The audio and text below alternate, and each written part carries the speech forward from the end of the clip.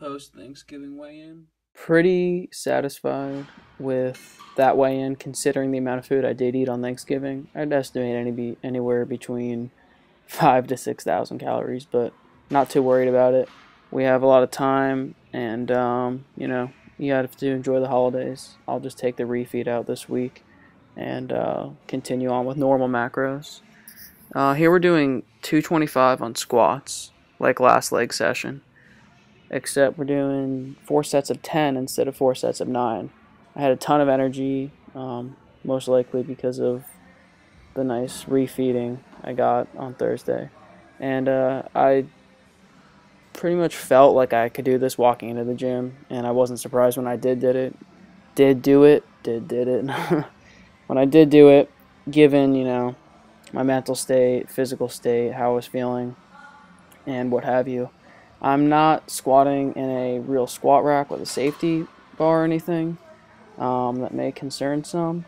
However, if you're using a weight that you're fairly comfortable with, you're not really going for 3 to 5 or less rep max, then I don't think it's too big of a deal.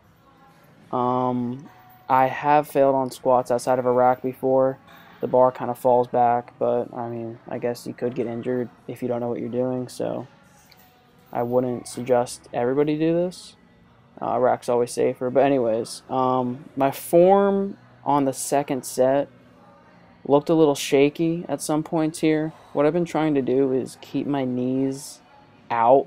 They have a tendency to want to come in when I'm coming up on the squat, and a trainer in my gym actually told me focus on pushing your knees out, because when they come in, when you're pushing up on a squat, that actually puts you at risk for an ACL tear, and that's definitely not something I'm looking for. But yeah, this is the last set here, and had the hoodie off. Gym's actually surprisingly warm.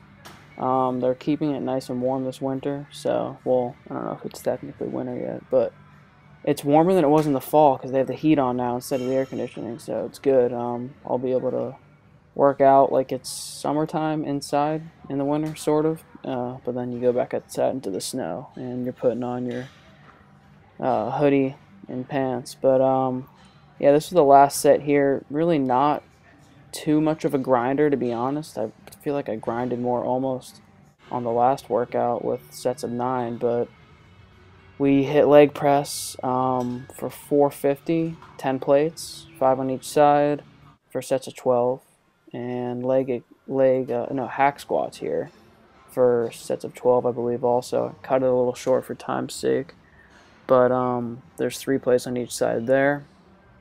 I am keeping my feet a little closer together, straight, and slightly higher than the middle of the pad, just to try to hit my quads mainly on that exercise.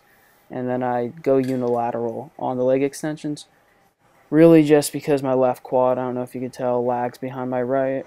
Just like most of my body parts, I've actually had to focus on my left lat more. I might have a slight imbalance structurally.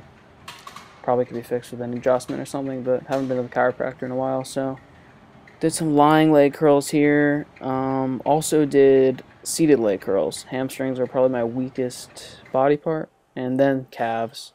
So those 2 parts of my lower body definitely need a lot of work. But yeah, I went unilateral on pretty much all the isolation leg exercises. Calves are another thing where my right calf, for some reason, is a lot more dominant. But I did straight-legged calves, seated calves, and after all this stuff, I tried a new ab exercise. I don't know what it's called, but it's with the wheel. You'll see it right here. And felt really good. I think I'm going to start doing these more often. I did like 3 sets of this, I think. And then I did 2 or 3 sets of leg raises, which were awesome. I always do these. I love them. And that's it for this voiceover, guys. I'll see you later.